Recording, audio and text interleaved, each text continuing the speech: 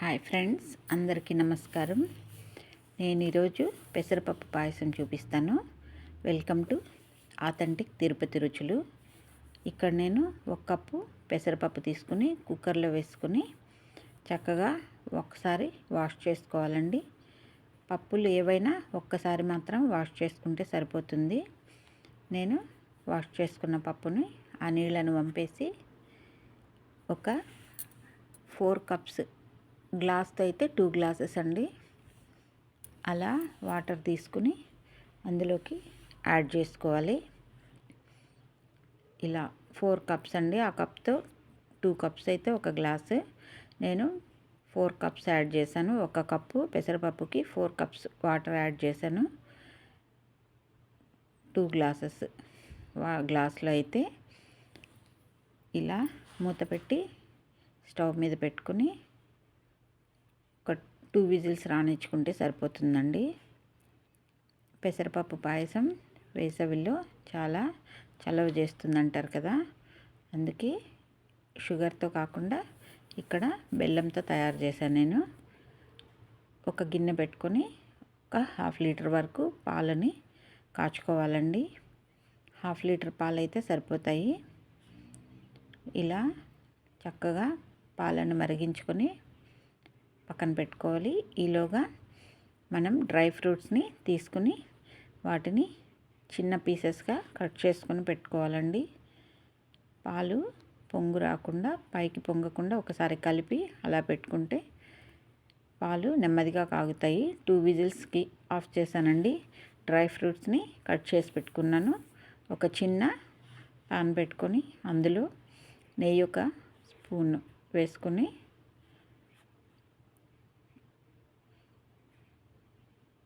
కరిగిన తర్వాత dry fruits అన్నిటిని వేయించుకోవాలండి. చక్కగా డ్రై ఫ్రూట్స్ని ఫ్రై చేసి పెట్టుకోవాలి పక్కన. నేను బాదం కొన్ని, అలాగే జీడిపప్పులు కొన్ని, అలాగే కిస్మిస్ తీసుకున్నానండి. ఈ మూడింటిని చక్కగా ఫ్రై చేసి పెట్టుకోవాలి.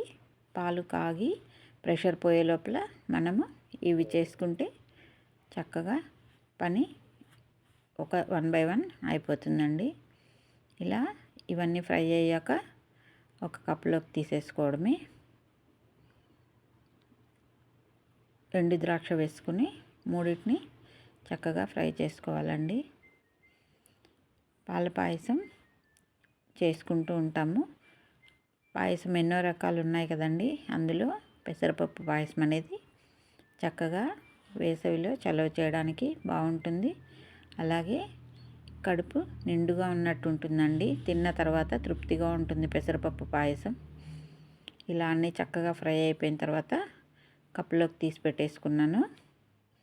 ఇలా ఇప్పుడు అదే నెయ్యిలో 1/4 కప్పు, 1/4 కప్పు వెర్మిసెల్లి యాడ్ చేసుకుని, ఇది ఆల్రెడీ ఫ్రైడ్ అండి. ఫ్రైడ్ వెర్మిసెల్లి నేను లైట్గా నెయ్యిలో జస్ట్ 1 మినిట్ కూడా వేపలేదండి, తీసేసాను. ఆఫ్ చేసుకునేసి చల్లార్చుకోవాలి. ఈలోపు ప్రెషర్ పోతుంది కదా, ఈ పెసరపప్పును ఒకసారి చూద్దాము. ఇలా చక్కగా ఉడికిన పెసరపప్పు ఒకసారి గరిటెతో కలుపుకుని మళ్ళీ స్టవ్ ఆన్ చేసుకోవాలండి. స్టవ్ ఆన్ చేసుకున్న తర్వాత పెసరపప్పుని ఒకసారి గరిటెతో కలుపుకోవాలి. చక్కగా మెత్తగా ఉడికిపోయింది కదా, ఇందులోకి మనం వేయించి పెట్టుకున్న సేమియాని యాడ్ చేసుకోవాలి. యాడ్ చేసుకుని పాలు కాగిపోయాయండి, దాన్ని కూడా ఆఫ్ చేసి కొంచెం చల్లార్చుకోవాలి పాలని. ఇలా ఉడికిన పెసరపప్పులోకి సేమియా వేసుకొని చక్కగా ఉడికించుకోవాలి. రెండింటిని కలిపి కొంచెం గట్టిగా ఉంది కదా, కాబట్టి నేను ఒక 1.5 గ్లాస్ వాటర్ యాడ్ చేశానండి. వేడి నీళ్ళు యాడ్ చేశాను నేను. వేడి నీళ్ళు అయితే మనకు పాయసం చక్కగా వేడిగానే చల్లబడకుండా ఉడుకుతుందండి. చన్నీళ్ళు మాత్రం యాడ్ చేయొద్దు. వేడి నీళ్ళు కాంచుకొని 1.5 గ్లాస్ యాడ్ చేశాను. ఇప్పుడు ఉడుకుతున్న పాయసంలోకి బెల్లం యాడ్ చేసుకోవాలండి. 1.5 కప్పు బెల్లం యాడ్ చేశాను నేను. కొంచెం తీపి తక్కువగా ఉన్న బెల్లం అండి, కాబట్టి 1.5 కప్పు వేశాను. మీరు తీపి ఎక్కువగా ఉంటే 1 కప్పే వేసుకుంటే సరిపోతుందండి. ఇలా 1.5 కప్పు యాడ్ చేశాను నేను.